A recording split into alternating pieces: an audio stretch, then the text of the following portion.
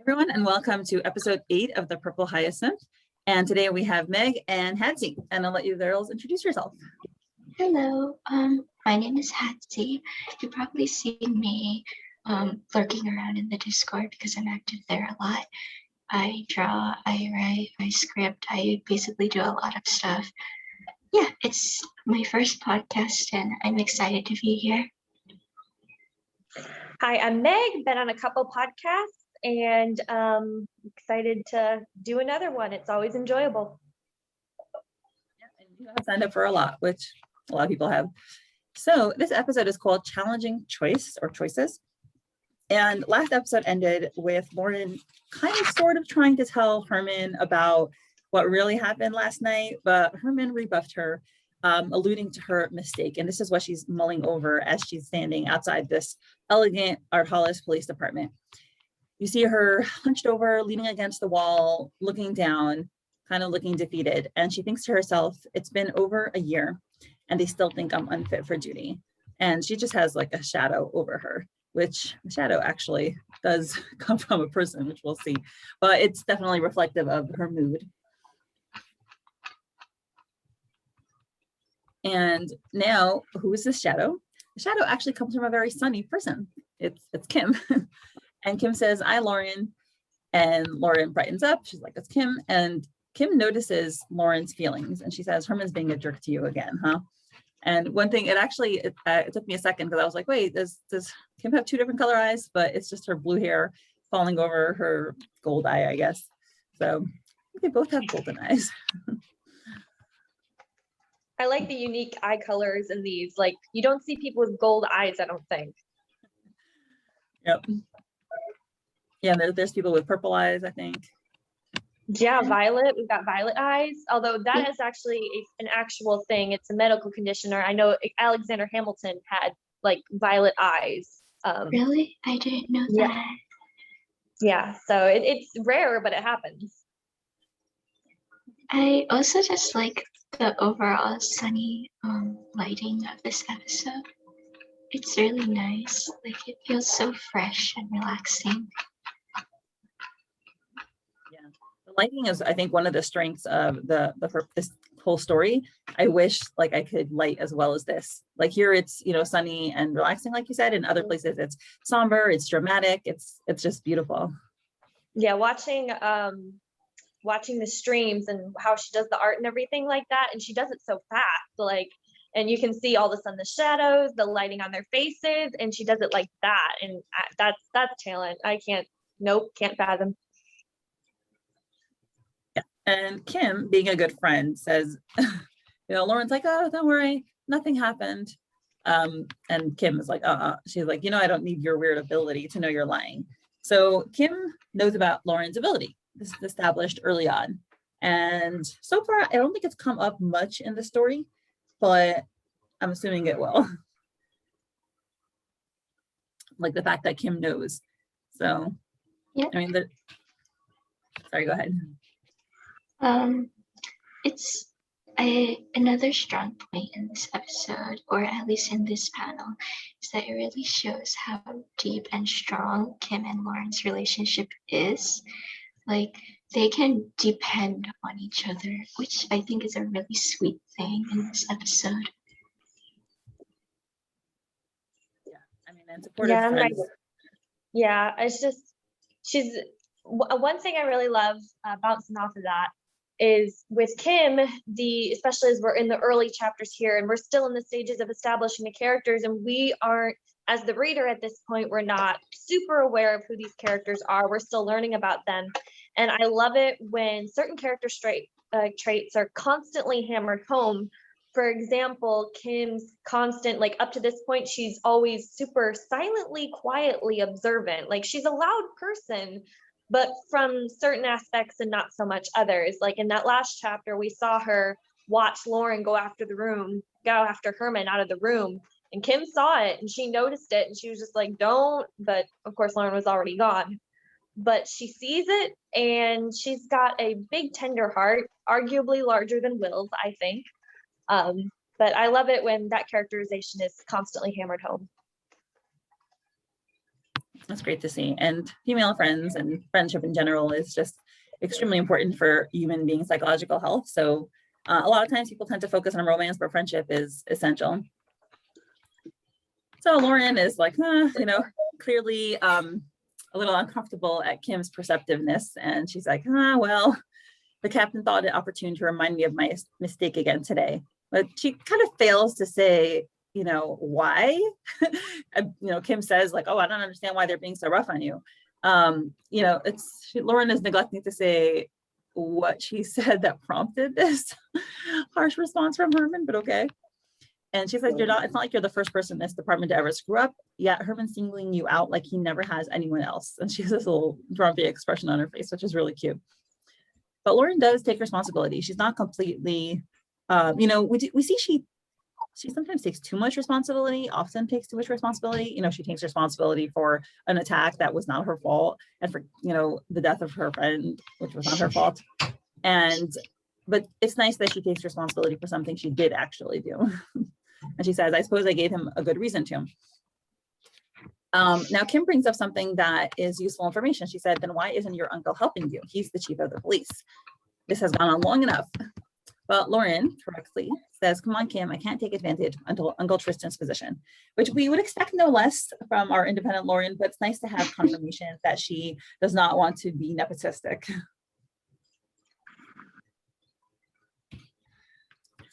And she says, I didn't need his help to become a detective, and I won't use it to get my rank back either. I'd rather end up on the streets than do that. I mean, that's the extent to which Lauren is independent.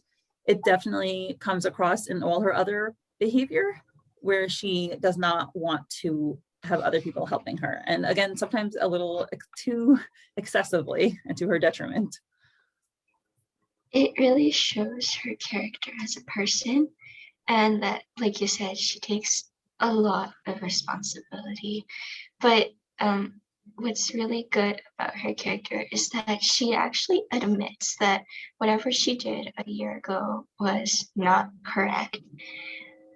And she is determined. She will not get help from her uncle, and she will regain her rank as detective back, respectively, with her own abilities, which I think is a really strong character point, because she's not relying on anybody. She's really doing what she thinks is right.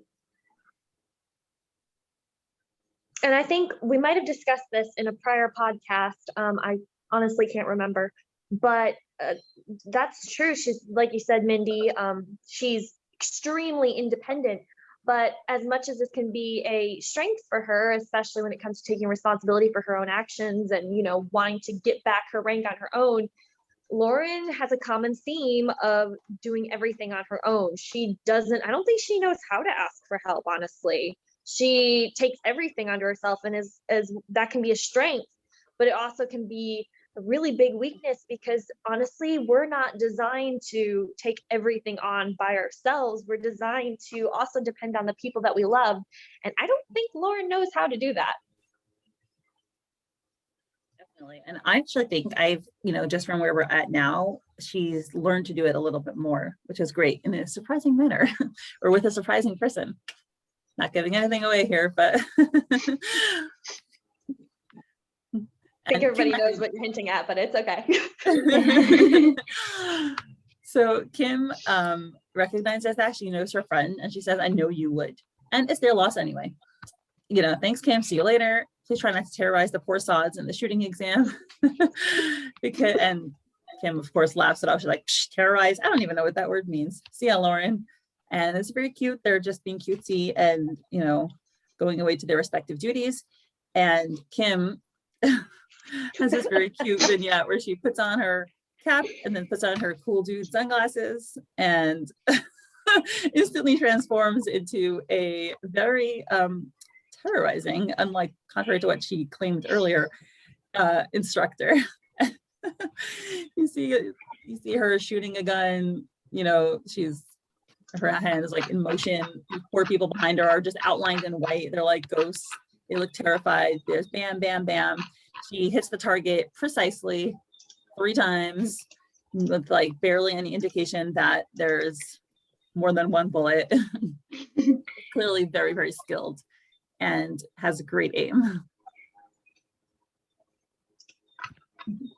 It's one of my favorites. I love the comedic style, and we're still in the beginning here. So that was when I first read it, I was like, oh, it's one of these stories with that kind of humor. Okay, I'm on board.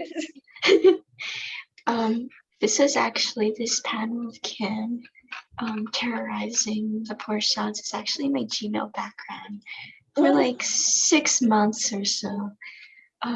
It was really motivational because it was really scary, because it really made you focus on your work. It's like, oh no, Kim's gonna shoot me if I don't do my work. So it definitely is one of my favorite panels. It shows Kim as a really energetic person, and I love her for that. Right, and that's also, you know, she's a very goofy character, but then when you discover that she has this talent where she is really, really good at something, it just gives you this respect for her. And yeah, it's kind of a little bit of frightening. You know, you take her more seriously than you did if she was just a goofball. I don't know, that particular scene. Oh, sorry, go ahead. No, it's okay. You could go first. Oh, I was just gonna say that particular scene though doesn't make me fear Kim at all. I laughed my butt off. Well, like Mindy said, the talent really added dimension to her character. So it definitely made me like her more. It definitely make me take Kim more seriously as a character. And that's like one of the best qualities of BH. They add flavor and dimension to their characters that it's so easy to relate to them. Yeah, they definitely are all interesting and unique, each one of them, which is great. So those poor two souls are quaking in their stalls, I guess. I don't think their aim has been improved by their trembling. And she says, "Good morning, fresh meat. If you don't match this marksmanship, I'm going to fail you so hard, you'll wish you were dead." Just, yeah, terrorizing them, completely belying everything she said earlier. Now we're back to Lauren. Lauren is going on patrol, and she's giving us a bit of an insight into how the Ardhalis police departments views their duties, or in particular, how Lauren does.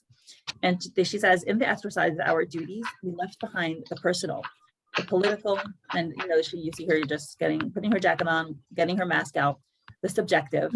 We were to maintain peace and order and impartially." And now she's putting her mask on. So this mask is supposed to anonymize them and show that they are, we'll just read her explanation. "Our identity is not only protected, but subsumed by the mask we wore." And you see Will leading Lauren and Lucas and other people out onto patrol. She says, "Under the symbol, we weren't individuals." Then you have this the statue, which is in the square, which we see several times, or we see statues several times over this story. And the statue, she's a winged woman holding up a torch, presumably representing justice and light and things being done correctly. And she says, "We were an entity." And again, we have an image of the APD logo on the doors. "We were the Ardhalis Police Department." And now you see another guy who again looks like Chris Schaefer with the mustache and the hat. And while the police are passing by, he says, "Did you hear the Purple Hyacinth struck again last night?" And this other person he's corresponding with says, "Yes, how horrible, poor Lady Grayson." And Lucas overhears this and he says, "Rumors are spreading like wildfire."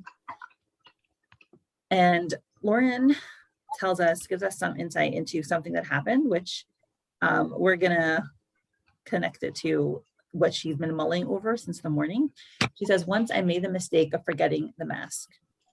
And again, you see them walking. You have a little red London telephone booth behind them, which is cute. And "of letting personal resentment guide my actions. It cost me my rank as detective, my self-respect, my credibility." And again, as she says all this, we just see a lot of regular citizens of Ardhalis dressed quite spiffily. You know, their outfits are great with their top hats. And then somehow everyone's grayed out but you see this one person who's not grayed out. Who could it be? I wonder who it is.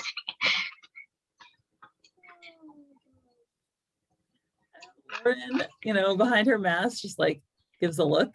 She says, still I found no answers. And she's looking so intently that she crashes into Will. And Will just responds with his joke. He's like, your pretty golden eyes look pensive today, dear Lauren. Poor girl. The whole office. This makes me laugh every single time. You know, when you're with your friends and they have like that one inside joke or that joke that like lasts forever and they don't let it drop. Oh my God, yes. It's annoying and it drives, I honestly don't find it funny. Somebody made a joke about everybody wearing Crocs at my wedding. And for years, I'm talking literal years, this one person tagged in every picture of a pair of Crocs that she saw on any social media platform whatsoever. And I was like, honey, it's been 2 years. The joke is old now. So I feel the frustration with the pensive eyes. What's also interesting as a minor detail of this episode is when the panel where Will says, your pretty golden eyes look pensive today, dear Lauren, behind him is a tiny circle and it's yellow. And that always gets me because it's also like adding more detail to the joke by using a yellow color to highlight the joke itself. That's funny. I didn't realize that. I know whenever there's like a funny panel, the so puts like a bright color. She, you know, whites out the background. She puts like a bright color in the back. But yeah, I didn't notice the yellow and the golden connection. And so yeah, so Lauren is distracted by seeing him, and you know, she, like you, Meg, she doesn't seem very happy about this joke. She says, I swear I'll hit the next person who says pensive eyes and Lauren in the next sentence. I'm with her there. I feel it. And Will says, there is no escape. Your disastrous states are too iconic to be forgotten. Kim told me all about it. So they communicate. She shares information with him. They have some kind of relationship.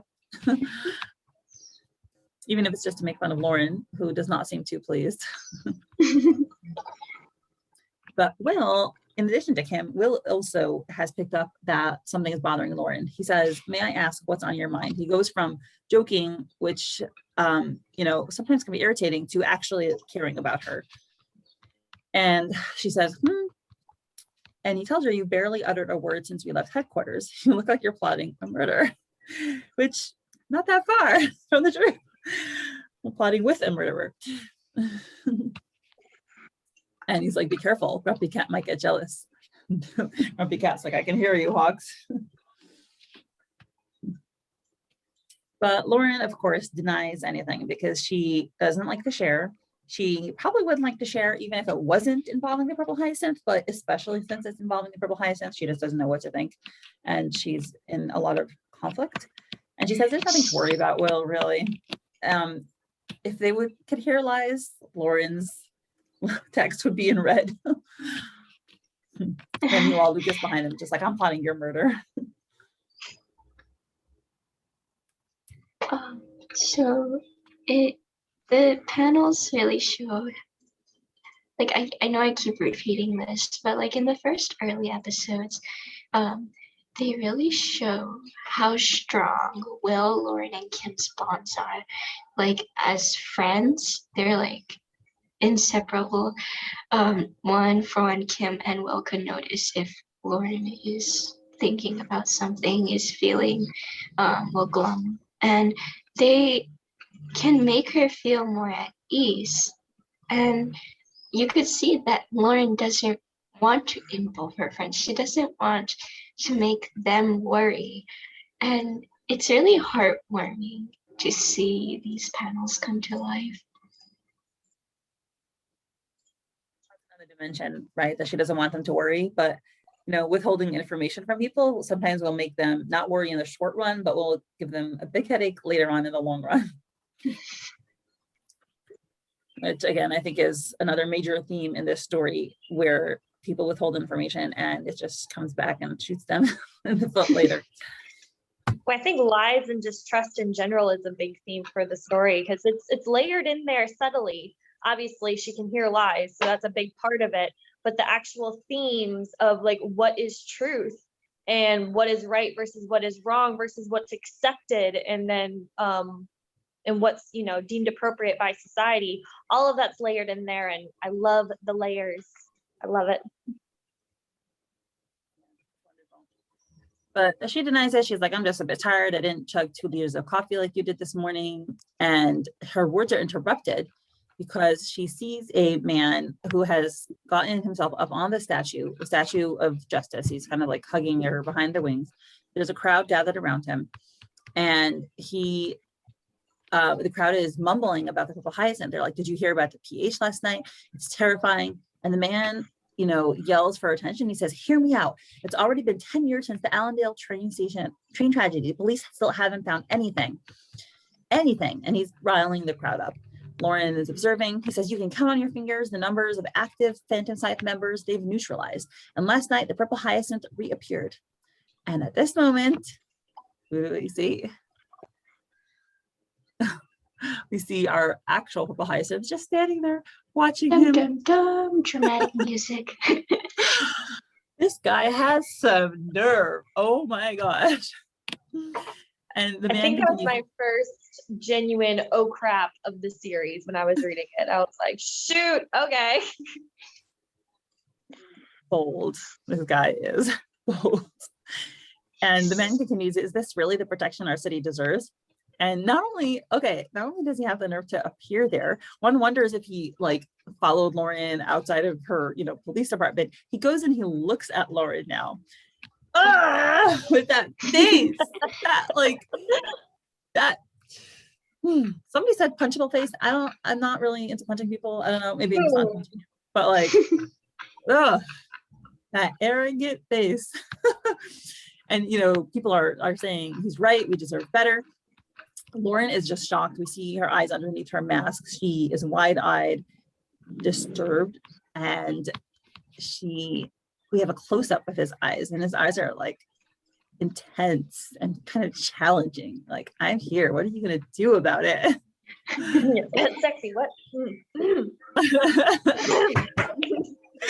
Yes, very much. Those blue eyes. Oh, and then the next panel, he has the audacity. He smiles at her. He smirks at her. And you just gotta wonder, he knows she's on the edge. Last night, she refused his offer. She said, you're crazy. And yes, he could tell that she was considering his offer, but this is so dangerous for him. He's in the middle of a crowd. She's with her friends.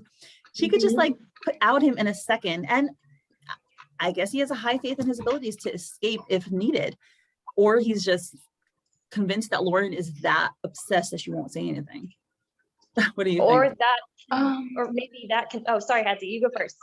Okay, so to kind of add on to why I think Kieran or the Purple Hyacinth challenged her with that smile at the very end.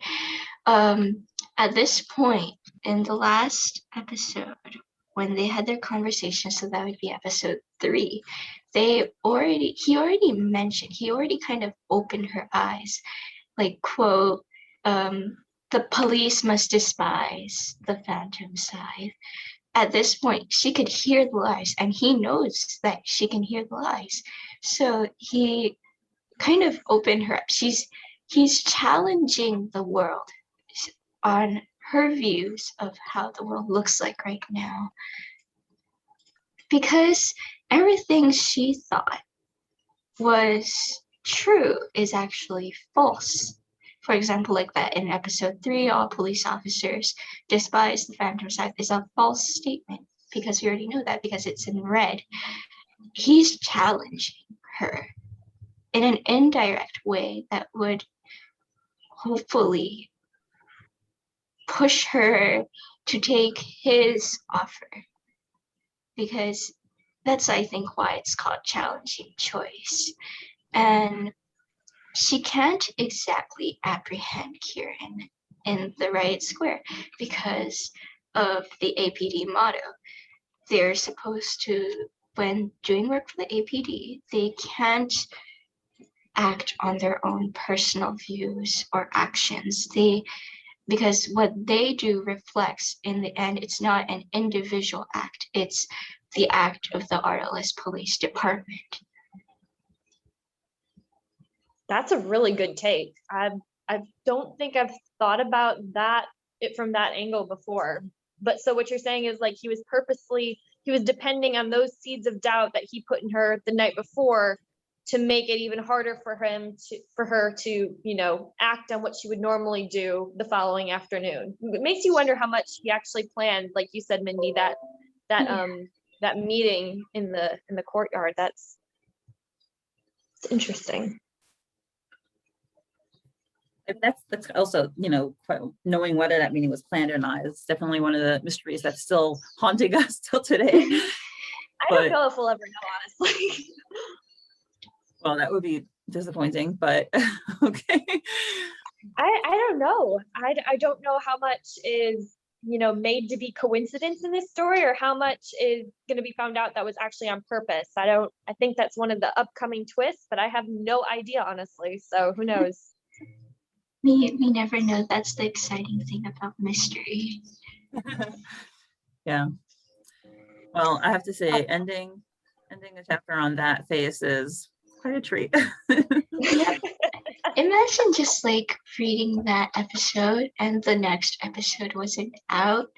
You would like grab your money just to fast pass that next episode. Like you would risk I was your there money. at that point. I did exactly that.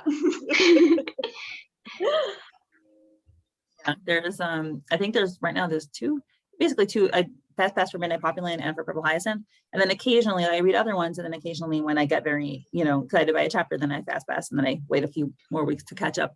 But yeah, Purple Hyacinth I fast passed right away. Well, not right away. Yeah. After the first time I read it, I rejected the whole story, and then when I came back to it, then I really liked it. Then I fast passed. Mindy, Yeah, you never heard? I've said it on the podcast a couple of times. I guess I stopped saying it after the first, like, I don't know, 10 times I said it. But yeah, when I first came onto Webtoons, I came to it through Midnight Poppyland, and I fell in love with that right away. And then I tried some other stories, and I tried Purple Hyacinth, and I turned it off within the first 2 episodes because it was like violent and gory. And I was like, I don't like violence and gore. It's gross. I was like, I'm not going to make myself read stories that I don't like. So I didn't go back to it. And then one of my Midnight Poppyland friends was like, oh, it's a great story. You should try it. I was like, okay, you know what? I respect your opinion. I'll try it. And then I tried it again, and I really liked it. That's great. Yeah, second chances worth it. Can't imagine your reaction when you actually read the killing joke, though. Ooh. Oh, they're still right next to me. I actually, I'm gonna ask on the Discord. I want to make a video specifically about those 3 books and how I think they relate. So I'm gonna ask everyone for information. I'm gonna just like shut up right now about the books because I will not stop about books. There's a document. I can stop recording for this episode, and then we could just talk about it. Oh, that would be great. But in the fandom side, there's underneath fan theories, there should be Lauren's board. And if you scroll a little bit up, there should be Purple Hyacinth book parallels. And yeah, you could access a Google document from there. There's a lot of heated discussion that I took part in about many book parallels in Purple Hyacinths. You could take a look at that. Well, let me just stop recording for this episode.